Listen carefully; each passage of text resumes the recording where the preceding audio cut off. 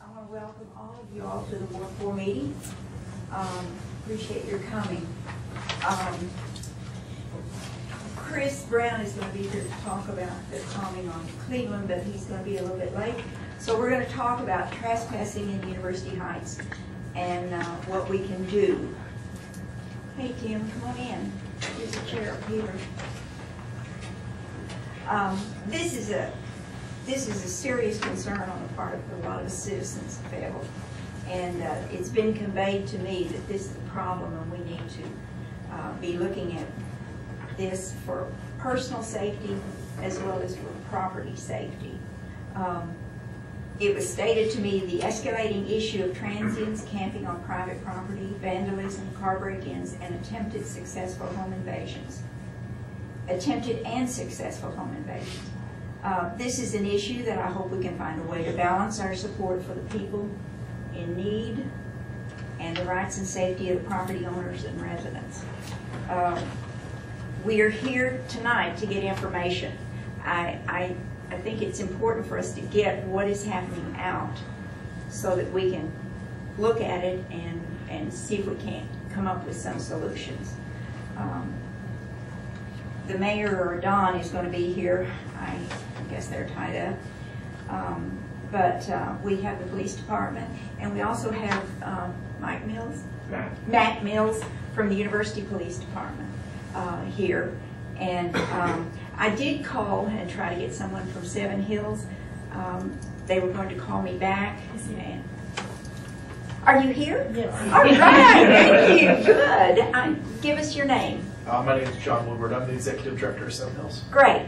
And I asked them to give us some information about what Seven Hills does for the transients, what they do for the people, to give us an idea of what we can expect of what's happening at Seven Hills. Could you do that for us first? Sure, certainly. Okay. First, I guess I'd like to start by saying that no matter what a tough situation somebody might be in the middle of or struggling with or whatever, by no means to me is it ever justifiable that they would be doing damage or making people feel unsafe in their own homes or in their own neighborhoods. So I think that's the place that things start from. As far as the homeless population that we deal with on a daily basis, primarily we deal with the transient, well, there isn't a large transient homeless population. Let me start by saying that. That might be one of the misnomers. I've actually had a couple of in-depth conversations with Don Marr about that, because he gets fed that information a lot by community members, and that's just not a fact. If you look at the folks that we serve on a day-to-day basis in our day center, 98+% are Benton and Washington County residents, so they're our neighbors. The vast majority of those folks are pretty respectful as far as not doing damage to places, even taking pride in cleaning up their own campsite. However, if they're an unsheltered homeless person. However, if they're just like any other segment of the population, there is a small part of the population that don't act respectfully and that aren't just struggle to follow the law and other basic human things that should be happening. As far as what Seven Hills does is we primarily serve the chronically homeless population that y'all might be talking about in this case, as far as being unsheltered primarily in our day center location, and that's behind the Suds Car Wash on Martin Luther King Boulevard.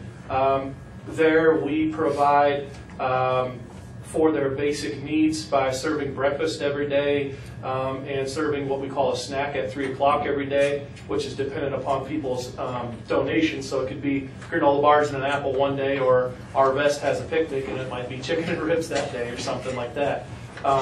So beyond the basic needs there, though, we also have shower facilities, clothing and food pantry, and I think most importantly, case management services there, because these folks need to be linked to whatever services they need to in that cycle of homelessness, and they need what we call a life action plan, a clear plan put together so they can make the changes that are necessary in their lives to become a more productive part of our community.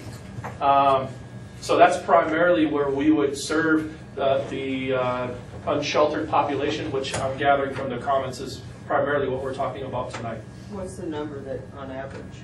Every single day since August of 2008, in our day center, we've served over 100 men, women, and children. Daily.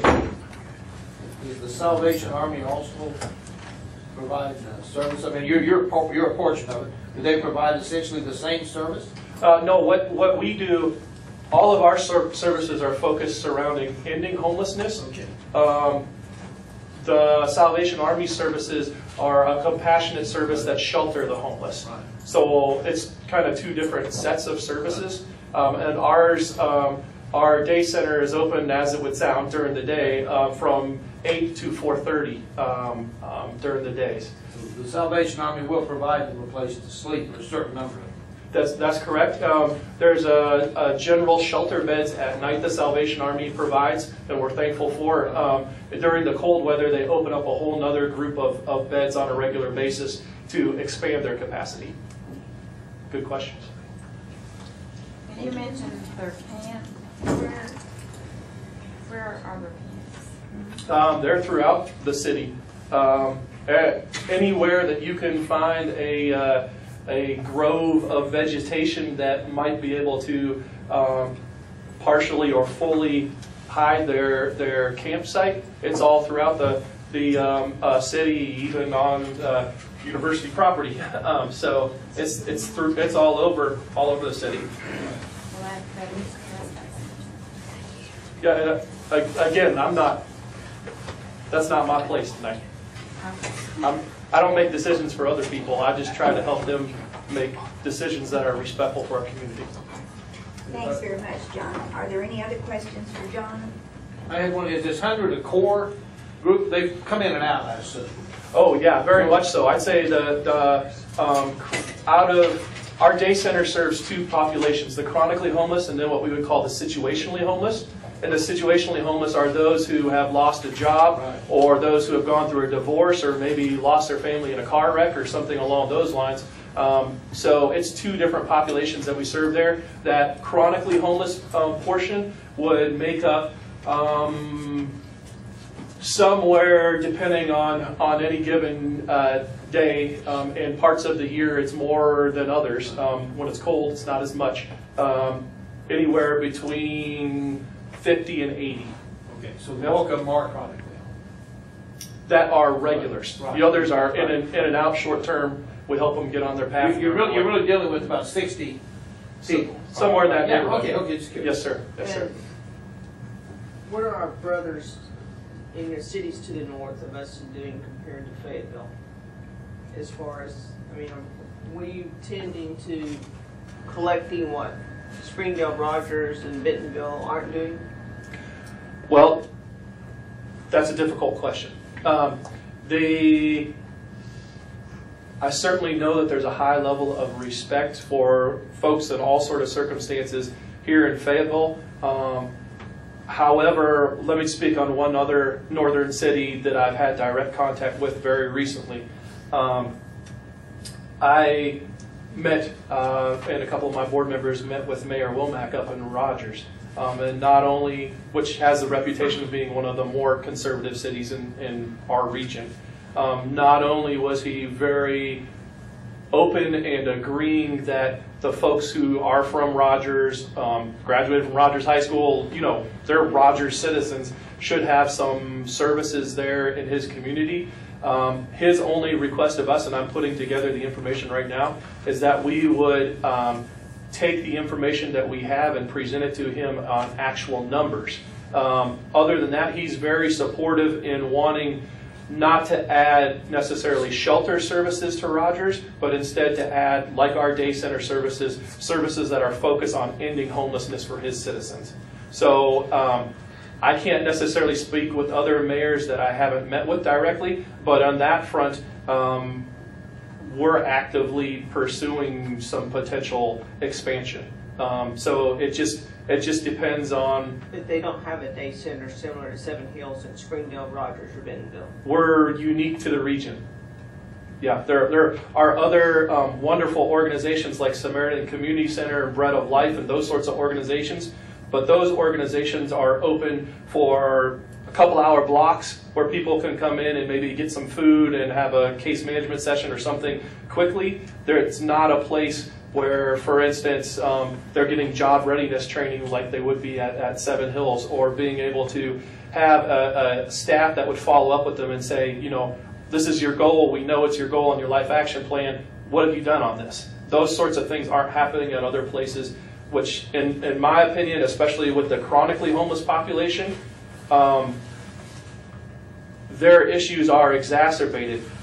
When you're, just like anything else, when you have habits, whether they be any type of habit, it takes a long time to form, and over time those habits strengthen, and so it takes some pretty difficult and arduous work to break some of those habits. Do you have any experience with this particular occupation outside of Fayetteville? I do. I actually only moved to Northwest Arkansas 2 years ago. I moved from Cincinnati, Ohio, and I ran programs for 110 families out of the Cincinnati metro area. And one of the things on why I joined Seven Hills is because our board is really focused on ending homelessness, and the other parts of programs that I've been associated with sometimes had a tendency of drawing out people's stays in homelessness, inadvertently usually, but being that Fayetteville is so wooded, even if you took the Seven Hills program to Springdale, that is not so wooded, would we still have more of a larger percentage portion of people wanting to congregate to Fayetteville because we are so green? Right. I think you bring up one of the logistical challenges. For instance, let's say if hypothetically we opened a day center in Rogers as an example, I think we probably would see a 25, maybe 30% reduction from our day center business here in Fayetteville. No, I think that there will be an issue here because of the woodedness. Absolutely. Just like there would be, for instance, up in Bella Vista or other places that would have some of those challenges. I've lived here for 50 years, and I've seen a very definite change in the area where I live, which is back behind the University Stadium, close to Markham Hill. Mm-hmm. And I used to walk all over that mountain on the trails, help develop some of them. I don't do that anymore. Can I get because you to... there are just too many tents. To speak up. Steve, identify yourself and then speak up so everyone can hear. Yeah. That was what I was going to ask next. Now, John, thank you very much. You're Do welcome. you have anything else? No. Okay. No. Let's hear from the neighbors and the neighborhoods that have had some problems, and so that everyone will know what we're talking about a little bit. You want me to repeat, Shirley? Yes, please. My name is Joe Gwen, and I've lived where I live now, which is just west of the university. I've lived in the same house for 50 years. When we first bought the house, it was not even in city limits. It is now. But I've seen the changes on Markham Hill. You know, there's an awful lot of wooded area, and it's pretty densely wooded. I've walked. We used to ride horseback. We used to hike all over that hill. There were a number of us who helped develop some of the trails that are there. Now there are so many homeless tents back on, particularly on the south. It would be the southwest section of that.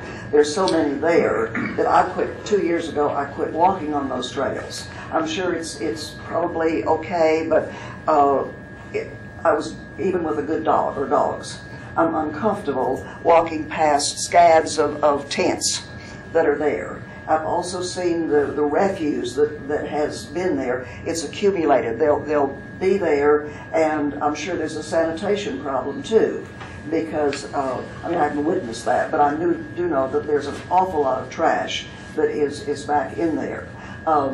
Some of you may know Ken Smith, who worked on the Buffalo, and he's been in this area for a long, long time. I ran into him about a year ago, and he said, "Are you still walking up on the mountain?" I said, "No, I quit." And he said, "Well, I walked down along that trail over toward the bypass." And he said, "I was definitely uncomfortable walking along there, but he said it's just filled with tents, with people living there." And he said, I was definitely uncomfortable, walking in that area. So I've seen a definite change in that, and also, and I'm sure some of the others have too, with vandalism and break-in with cars. I haven't had that trouble because I have a dog that doesn't tolerate anybody coming on my property if he doesn't know them. If he knows you, he's fine. If not, no. But well, for example, and this may have been a totally innocent event, but a few days ago, one of these nights when it was really, really cold, my dog stays in the house at night, and about 4:45 he went berserk. And so I turned him loose, and I looked out to see what he was barking at. And there was somebody that all I could do was see a silhouette because it was very dark. But he was down just on the corner of my property, just kind of standing there. And it's a bit cold for somebody to just be standing around. Sam ran down to the street and was barking, and at that point, whoever it was began walking down the road. I turned on the lights, and whoever it was then began running. So it might have been a runner, it might have been perfectly innocent, but it seemed a little odd to me, especially the number of car vandalisms. Marion Orton, Marion right across the street, several houses up have had break-ins. I've had one, but it was a couple of years ago. So it definitely is a downhill trend, and it leads to an uncomfortable feeling, when you're there. And people who are up there on the top of the hill, and Felicia's had a lot of problems, and I'm sure other people who live on top of the hill have had more problems than we have. Sarah's got it. Thank you for that. I guess I have a question before too much. It seems like there's two things here. There's homeless population, and there have been some break-ins, but as far as I know, there's not been a connection between those that we know of. And I think Yes, there has been. there has been. has been. We were broken in by some people who were from the homeless shelter. There were a group of 9 of them. I don't know who It's a number of years ago, but the police It's been have about said 5 years ago, because we knew he came on foot, and I said, we're going to catch that guy. And we went down, started with the nearest pawn shop, and went on down the road till we got the one near the White Castle, found our stuff, and he was not too bright. He had let himself be photographed and gave an address. They caught him. He was sent to jail. He's since come out of jail and burglarized somebody else's place. He's been caught again, and as I understand it, he's back in jail and may be out again. And the So I think I think it's really important to be careful that make sure we're talking about, we don't know for sure that the recent break-ins are as a result of this. It could be, and I think it's a good idea to be talking about it, but I sure don't want to be making accusations that are unfounded. In that case, that's true. Certainly, but then the break-ins we had in October, and the 2 cars right on our hill, the neighbors 2 doors down and the one right around the street, they were foolish enough as they went through the stuff to lead right back to the woods where their campsites were. The detectives that came up and investigated said it was very likely the homeless. So, I mean, those are the officers telling us that's where it came from. So it's not like we're pointing the fingers and saying it's exactly them. I've spoken to Chief Tabor. He said, some of the break-ins that are down the hill from us, no, they weren't. The homeless, that they caught the people that weren't. We're not pointing the finger directly to them. In my situation, the lane, most of the trails she's speaking of is on my property. I have 21 acres. It's just on the north side of the fence, so Markham Hill runs almost down to the frontage road.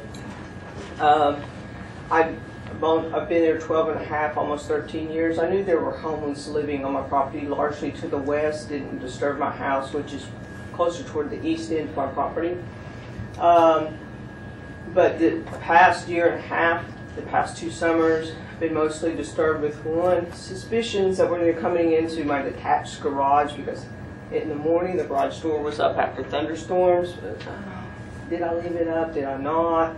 This kept on. The garage door's not up in the daytime during thunderstorms. This kept on. The final point that made me certain that this is what was happening was cigarettes in my garage that were no name brand. Only 2 people in my property that smoked cigarettes were Marlboros, and they definitely put them in a place where, you know, a can or something gives you the creeps. In my barn, where there was hay, through the dog door, I padlocked my barn. I had big, massive mastiffs. Noticed that they weren't staying in there sometimes, and then they, as they got older, stayed in the house at night. There are ramen noodles bags, empty wrappers in the straw. They're cooking in my barn. You know, you start to get uncomfortable. Then last summer, more and more trespassers. You know, what I call my yard is the open 2 acres that I keep mowed. My house is tightly secluded, mixed in heavy woods. My nearest neighbor is more than 1/8 of a mile away. I am so secluded in the woods, and they're cutting through near my house that my 2 dogs are barking very intensely. Brings me running, because the little Jack Russell's sharp staccato bark is real similar to the copperhead bark. You know, I go running, that's a $300 vet bill bark. It gets me up and running. And it's happened, 2 or 3 times a week, sometimes 3 times a day. I'm up and going. And someone gets lost in the woods, and you go out there with the really stern voice saying you're trespassing, get off my property. If they're lost, they tell you, I'm lost, can you help me? When they're trespassing, they stop and squat or go prone in the woods. And that was happening all summer long. It makes you uncomfortable when you're used to living there peacefully with no traffic, when your dogs aren't barking, and then it starts to happen all summer. About a year ago, I acquired what's known as Manny-Cal Maxted's home in Armada Gibson's. It's 9 Sang. It's a large 3,000 square foot plus historic home built in 1896. It used to be gorgeous. It became vacant in about 2006, 2007. It's been beat up tremendously by the homeless, and obviously by likely high school students, because I don't think the homeless would knock out all the windows. But they burn everything that they can tear something off of. All the cabinet, or all the kitchen drawers, the cabinet doors to burn in the fireplace. And despite all my efforts to try to keep it boarded up with OSB, that chipboard, I've dropped $1,000 in the past 3 months working with the different materials, solid oak planks to keep it boarded up. Dropped over $300 with Sharp's lock and alarm to put in 3 deadbolts and hinge bolts, because they broke in the front door after they couldn't break through the ring nails and the solid planks. Not so much them trying to protect the house, but trying to keep it from being such a attraction to the transients, because my neighbors got broken into. The ROTC runs on my property. The ROTC guys notified me that there were at least 1.5 to 2 dozen active homeless camps just on my property this past summer. That's more than you can feel comfortable with when you're having your neighbors broken into, and you're having your own security interfered with. And that's when I asked the police department to intervene and the U of A to clear their property, to help myself and my neighbors that live on top of Markham to feel more comfortable in their own personal safety and security, to be able to sleep and feel comfortable in their own personal settings. And like I said, for 10 plus years, I had no incidents. I felt, I knew the homeless were there without invitation, but without incident. But it got to a point where my neighbors are like my family. And I felt that our protection and our feeling of comfort came first. I can verify everything she said because I walk up there all the time. I know exactly what she's going through. Speak. Yes, sir. I'm going to Your repeat name, some of that please? same information. My name is Robert Albertson, and Felicia knows me, and some other people in the room might know me. I've owned a couple of acres over there that now adjoin Felicia. They're below Medi-Cal Magstead's property. And I worked for Medi-Cal in the 70s when I was working my way through school. I hear you. You can't? Okay. Well, I'm proud to say I was working my way through school in the 1970s when I worked for Medi-Cal Magstead in Armenta. And I'm very familiar, I'm probably more familiar than anybody in the room with the property on that side of the hill. I've owned property there, a couple acres, like I said, 40 years ago. I built a house, I rented it, I went overseas for a bit, I came back, I'm building another house. I sold it, a couple of acres. I've run it. My late partner and I ran those paths around the hill for a long time. I'm very familiar with Markham. I was first on Markham in '65 at a party where we tried to drown a couple of architecture professors, but failed. As I said, I'm a runner. I'm familiar with the land. I've seen the changes. I wasn't to run it back anyway. I've seen the changes that have been mentioned, and I wanted to start by saying we must remember that these people, like everybody else, are not perfect. And if you look at the general population of the people who are living on the ground, there may or may not be more criminal elements among that population than there are in the general population.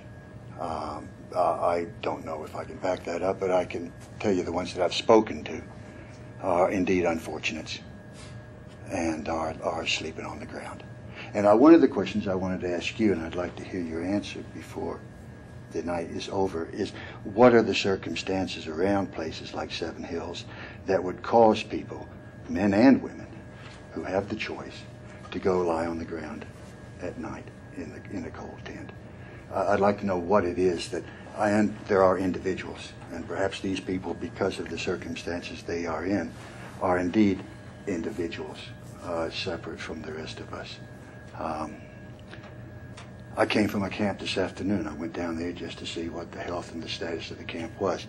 It was 4 or 5 tents. It went down to 3. It went down to 1. It's back up to 3.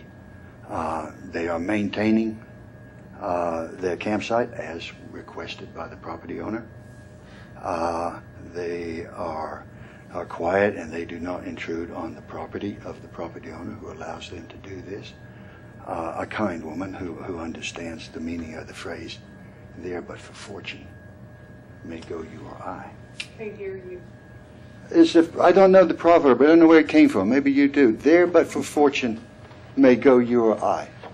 I think that's the underlying theme of the woman who allows a small group of transients to live on her land as long as they maintain a state of cleanliness and behavior. This is off of Nettleship. And this is on Jane Steele's land, off Nettleship. Does she have sewage facilities?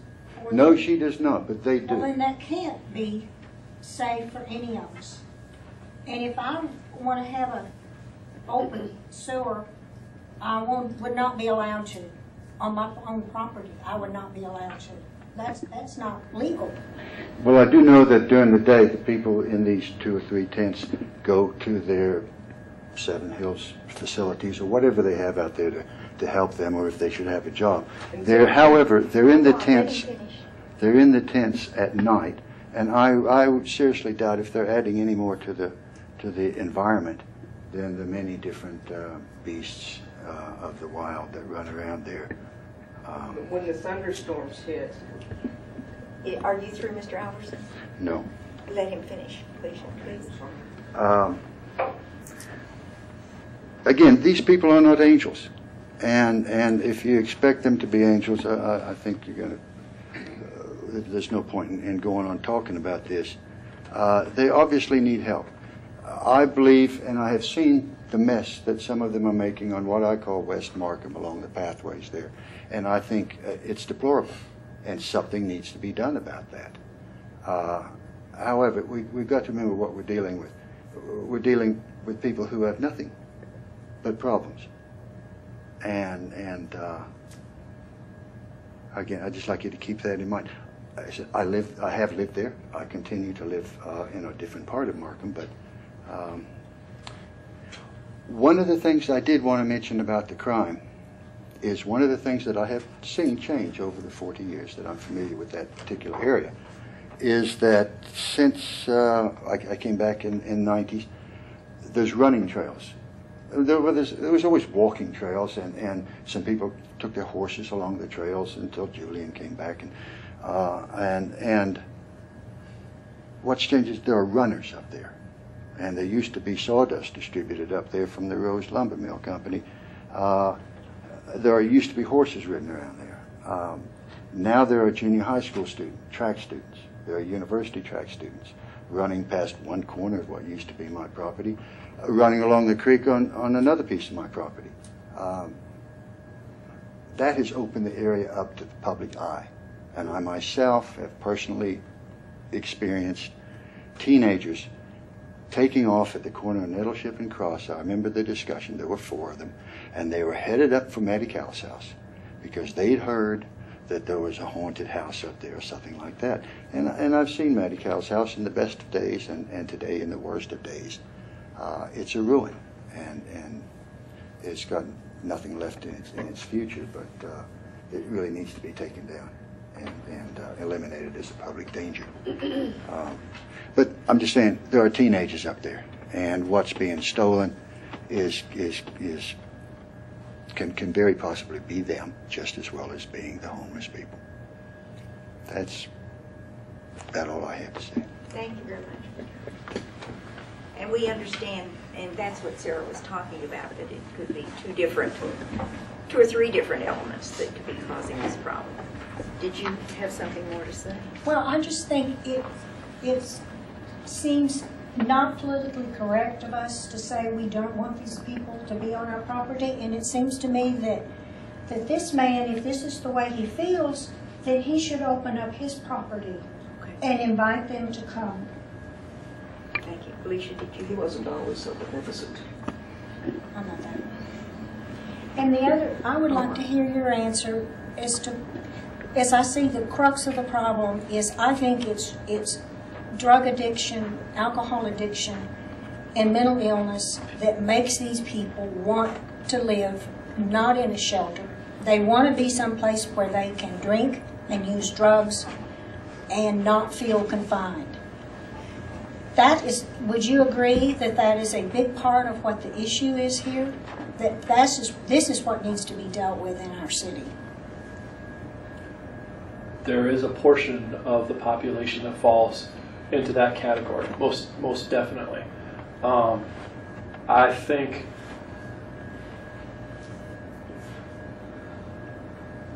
most often the chronically homeless population, and you can look at the point in time study done in 2009 in February, have 2 or 3 or more of those issues all hitting them at once. And the piece most often that causes folks to not want to be in a group shelter is their mental health issues, above and beyond almost any other issues. It's a very small, think of substance abuse like this.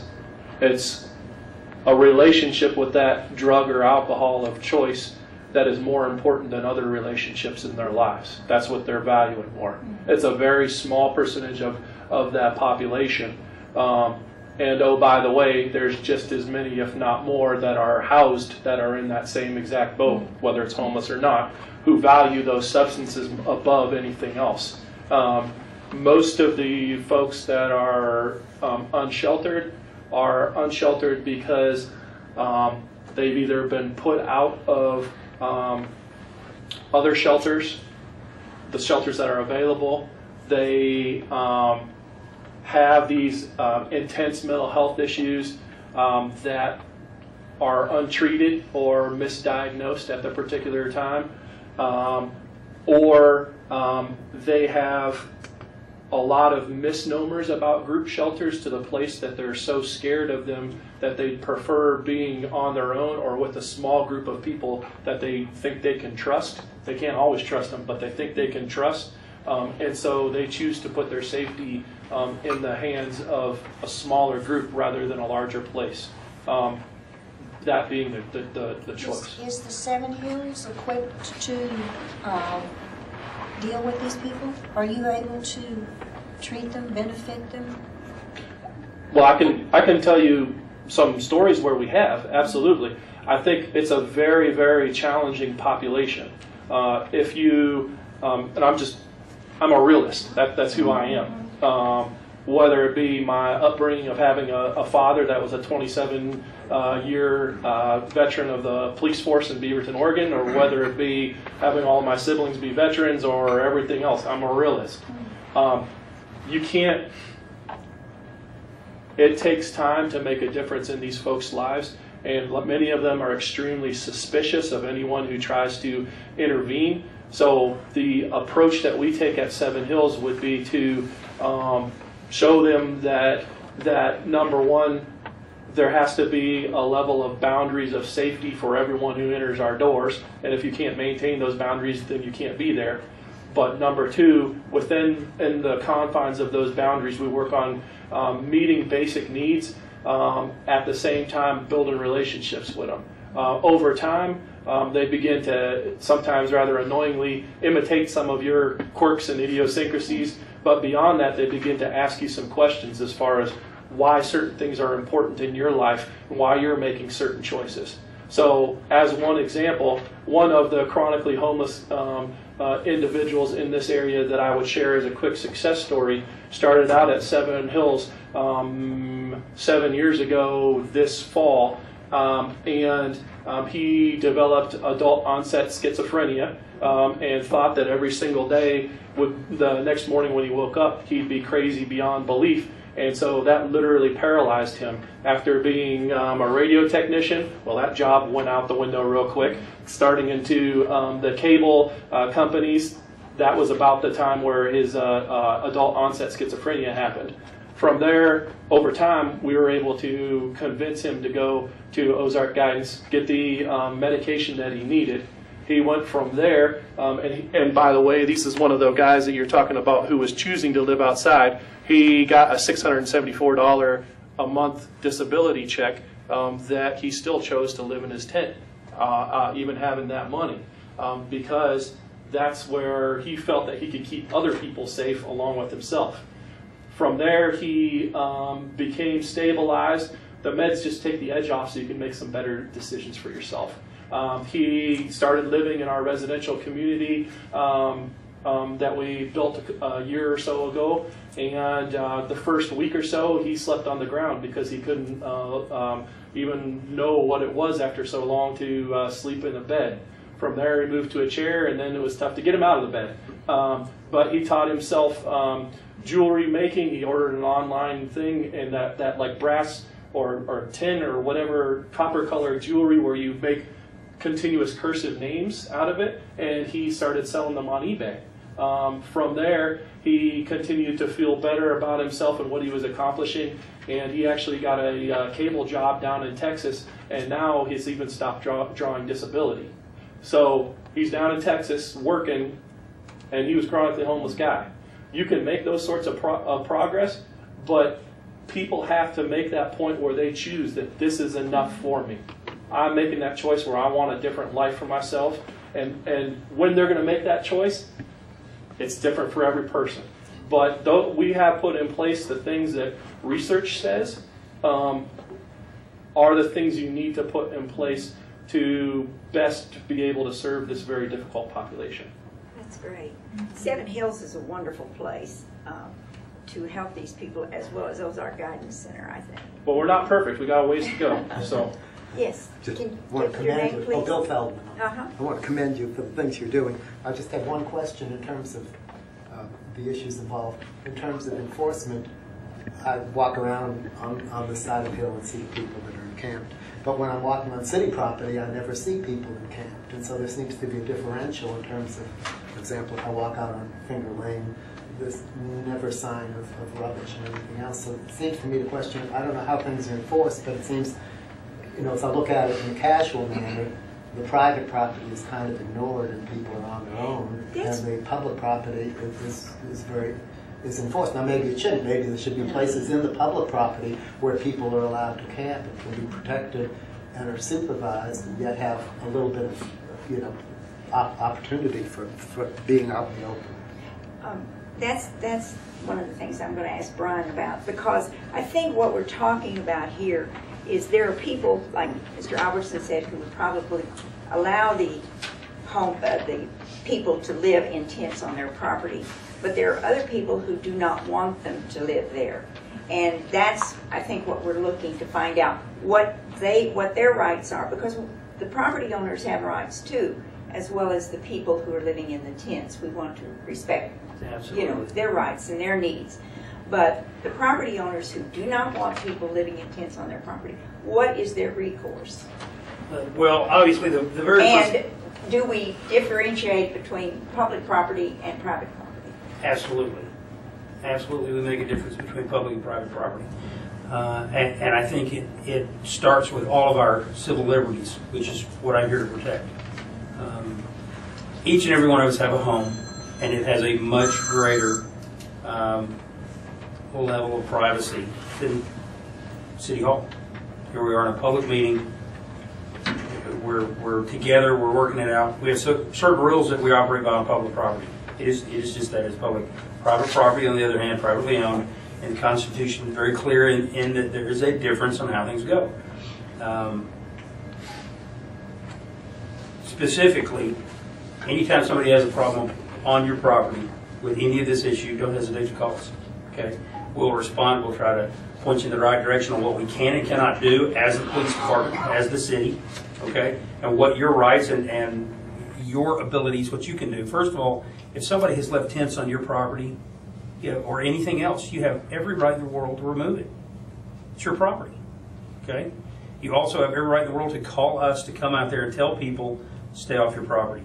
If they return, it's criminal trespass law, and we'll deal with it appropriately. So there's no problems there. If somebody were to camp in Wilson Park and take up a home there, or in Walker Park or anywhere else, we as the city, as representatives from the city, will go down there and try to find them suitable assistance through Seven Hills, through Salvation Army, through a number of organizations, but we won't allow them at this point in time to come in and set up any more than I would let somebody begin to camp out in the front lobby of the police department. It's just not, you can't do that. So, but I can't come on your property and tell somebody to get off when you say, I want them here. No, I understand that's, I'm sorry.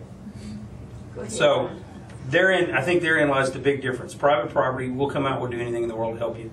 But it has to be a decision you as the property owner makes on what do you want us to do, and then we'll explain to you what legally we can and can't do, where we need to go from there. But there is a trespassing that they have. Yes, ma'am.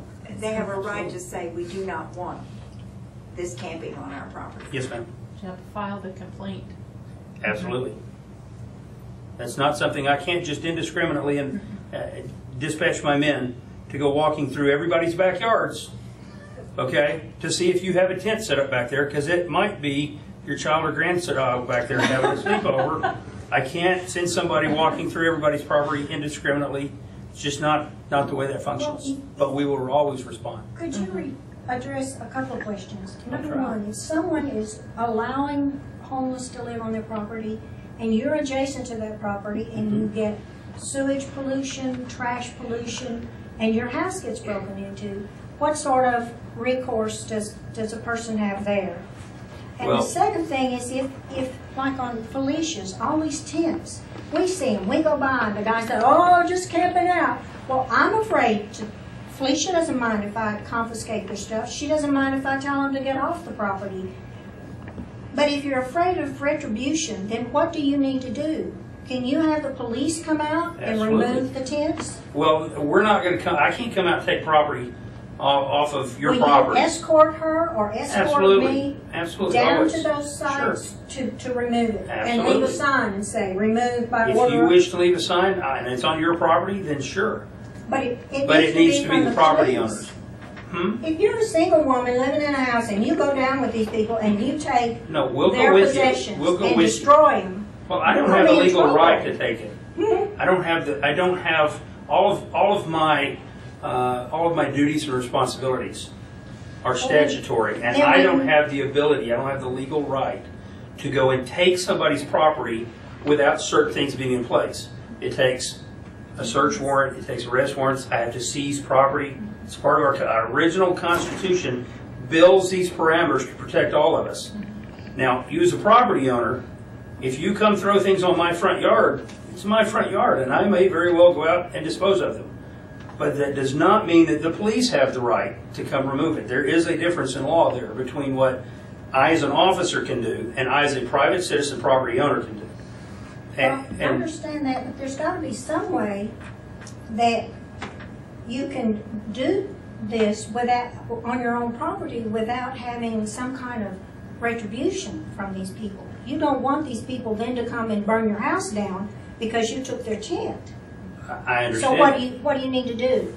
You need to go and get an attorney. You need to pay for an attorney, have some kind of legal action. I don't know how that would play against any fear of retribution.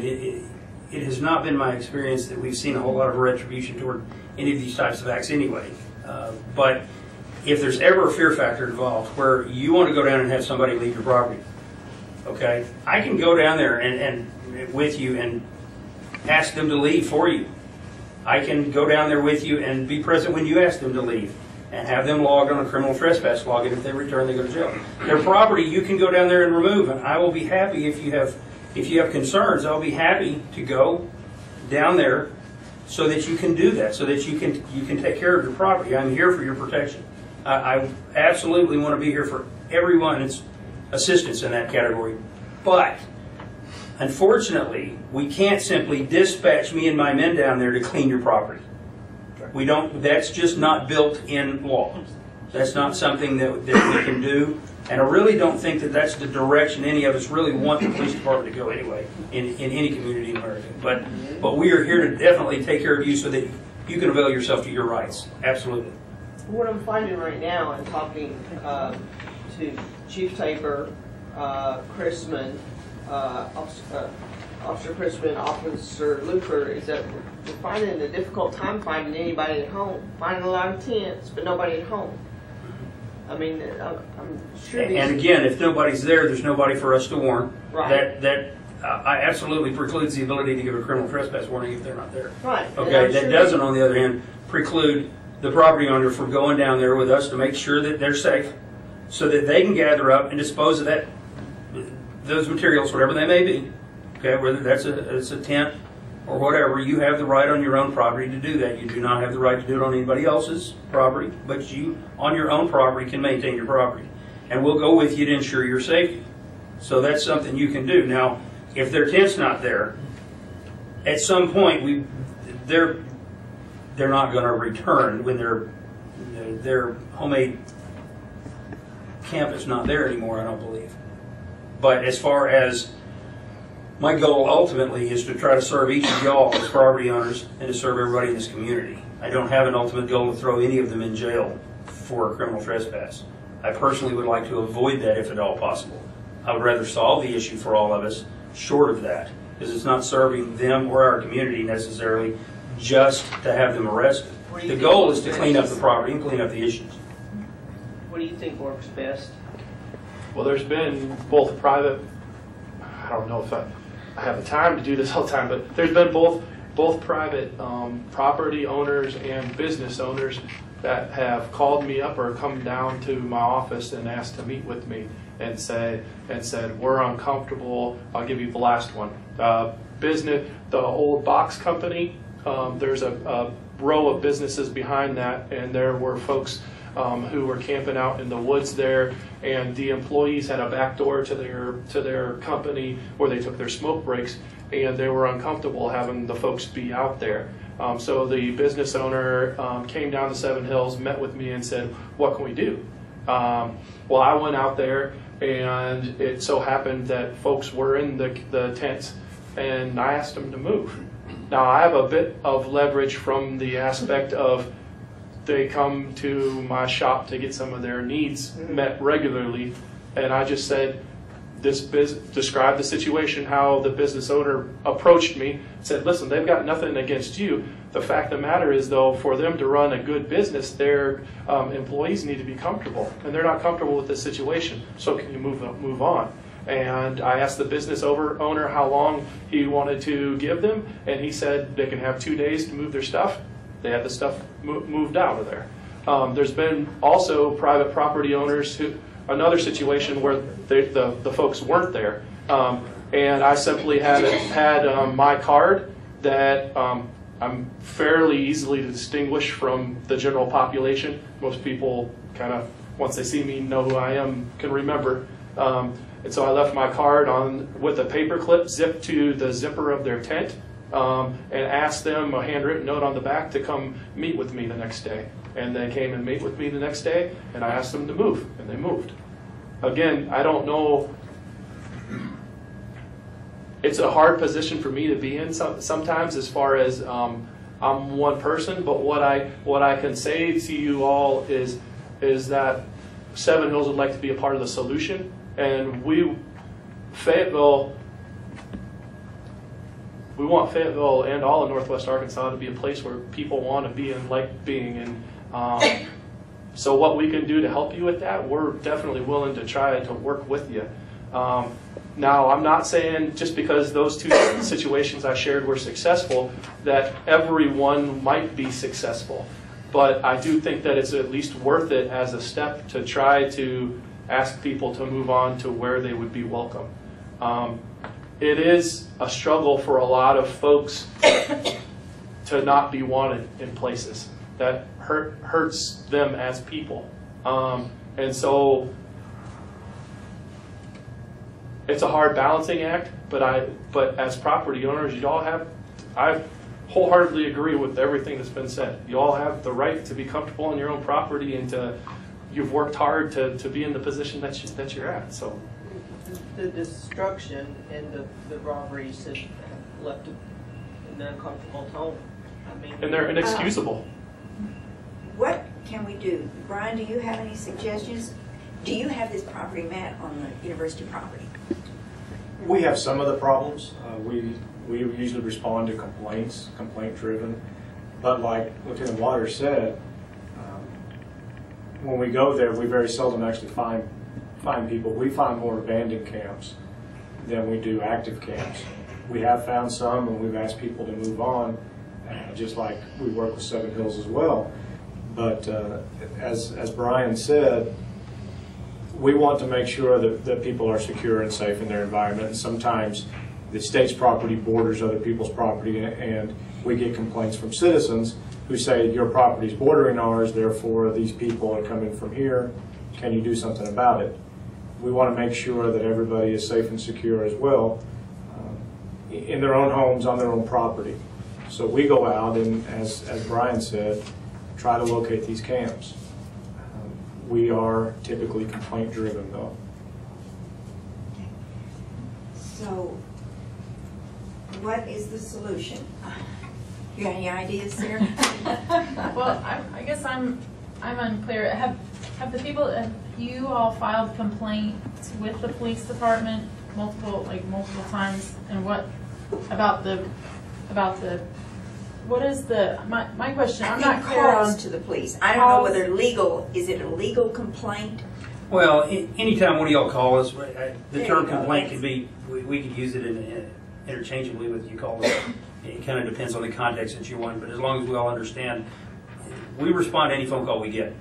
If you call us at the police department and you say, I got a problem with X, Y, and Z, we're going to come out and talk to you.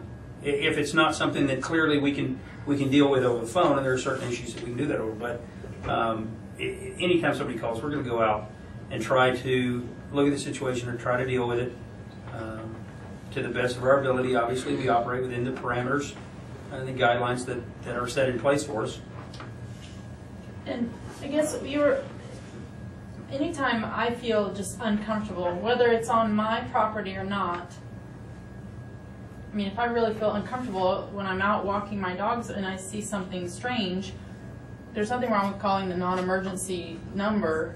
Is that right? Absolutely. I mean, I think that's sometimes we feel like, oh, I don't want to bother anybody. But if you feel like you really feel uncomfortable, please call the police and report it. If nothing else, it goes on the record.